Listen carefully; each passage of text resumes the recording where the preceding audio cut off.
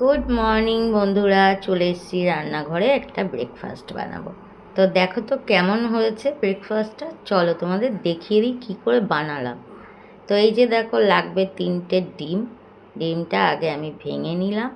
এর মধ্যে দেব একটু চিনি, একটু নুন, আর লাগবে ময়দা।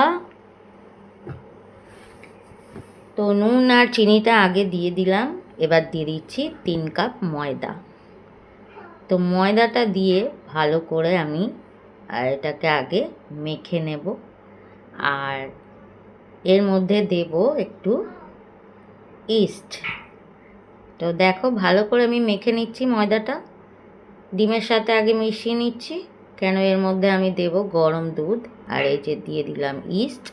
তো এর মধ্যে এবার উষ্ণ গরম দুধ দিয়ে দিলাম, তোমরা এখানে জলও দিতে পারো। তো এবার এটাকে ভালো করে মেখে নেওয়ার পালা।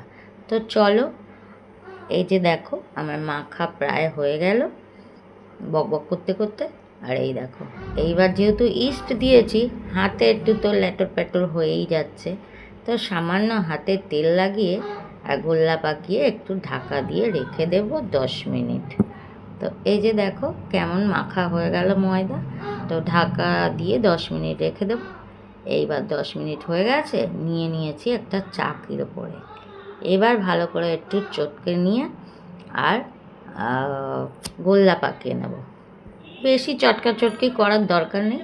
এবার ছোট ছোট রুটির আকারে গোল্লা পাকিয়ে নেব। আর এই দেখো, হাতে একটু তেল লাগিয়ে রুটির আকারে গোল পাকিয়ে নেব। তো কতগুলো হয় দেখি এখন। খুব বেশি ময়দা আমি নিইনি, হাফ কেজি মতো নিয়েছি। তো এবার এটাকে এই যে গোল পাকিয়ে আবার এটাকে একটা বোলের মধ্যে রেখে এইভাবে মুড়ে মুড়ে রেখে 10 মিনিট ঢাকা দিয়ে রেখে দেব। তোমরা চাইলে 20 মিনিট রাখতে পারো, আমার তো সময় নেই, আমাকে যেতে হবে দোকানে। তো এই দেখো হয়ে গেছে গোল্লা পাকানো, আবার ঢাকা দিয়ে দিলাম। তো এবার নিয়ে নিয়েছি 10 মিনিট পরে একটা গোল্লা। এটা বেলনা ফেলনা কিছু লাগবে না, এই যে হাত দিয়ে একটু চেপে চেপে চেপে চেপে বড় করে একটা রুটির আকারে তৈরি করে নেব। তো দেখো এইভাবে আমি করে নিচ্ছি। এইবার গ্যাসে বসিয়েছি একটা চাটু। তৈরি হয়ে গেছে আমার পরোটার আকার। এই যে চাটুতে দিয়েছি, ফ্রাই প্যান বলতে পারো বা চাটুও নিতে পারো, যাই হোক এর মধ্যে অল্প তেল দিয়েছি, সাদা তেল। আর গ্যাসটা কিন্তু মিডিয়াম রাখতে হবে। এইবার তোমরা চাইলে এটা ঢাকাও দিতে পারো, আমি কিন্তু একটু খুলেও তোমাদের তৈরি করে দেখাচ্ছি।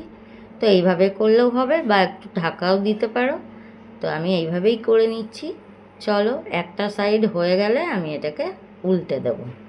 তো যতক্ষণ এটা হবে ততক্ষণ কিন্তু আমি আর একটা পরোটা এইভাবে হাত দিয়ে আমি বেলে নেব। ঠিক আছে, এই দেখো কেমন ফুলেছে, এই দেখো কত সুন্দর দেখতে হয়েছে না, একদম ঠিক আমার মতো, তাই না? না না, মজা করছিলাম। আসলে ডিম দেওয়া হয়েছে তো কালারটা খুব সুন্দর এসেছে। তো এইভাবে আমি সব পরোটাগুলো তৈরি করে নেব। দেখো দেখে লোভ লাগছে কি না? আর যদি লোভ লাগে তাহলে আমার রেসিপিটা তো দেখতেই হবে। তো সুন্দর করে আমি দুই দিকে উল্টে পাল্টে এইভাবে ভেজে নেব সব পরোটা। আর এই যে দেখো কেমন ফুলে ফুলে উঠেছে। তো দেখো তোমরাও কিন্তু এইভাবে তৈরি করে নিতে পারো। মাঝে মধ্যে একটু অন্য অন্য জিনিস ভালোই লাগে, তাই কি না? তো চলো, আমার পরোটা ভাজা হয়ে গেল, নিয়ে নিলাম প্লেটে। তো এই যে দেখো আরও একটা আমার তৈরি হয়ে গেছে, এটাও আমি নিয়ে নিলাম প্লেটে। তো এবার চলো তোমাদের দেখাই কতটা সফট হয়েছে। দেখতে পাচ্ছ অনেক কিন্তু সফট হয়েছে, ফুলে ফুলে গেছে পুরো একদম। এই যে দেখো কত সুন্দর, এই পড়ে যাচ্ছিস কেন? চলো এইবার আমি একটা তোমাদেরকে একটু ভেঙে আর দেখাবো। দেখো কত সুন্দর হয়েছে, দেখতে পাচ্ছ? তো তোমরাও এইভাবে বানিয়ে ফেলো। আর একটা আমি তোমাদের একটু, অনেক গরম, ওহ ভীষণ গরম। তো চলো, গরম তো কী হয়েছে তোমাদের তো একটু দেখাতেই হবে, না তো তোমরা বুঝতে পারবে না যে কেমন হয়েছে। ঠিক এই দেখো, দেখো ভেতরটা কত সুন্দর হয়েছে, ফোলা ফোলা। তো ভিডিও যদি ভালো লাগে লাইক কমেন্ট করো।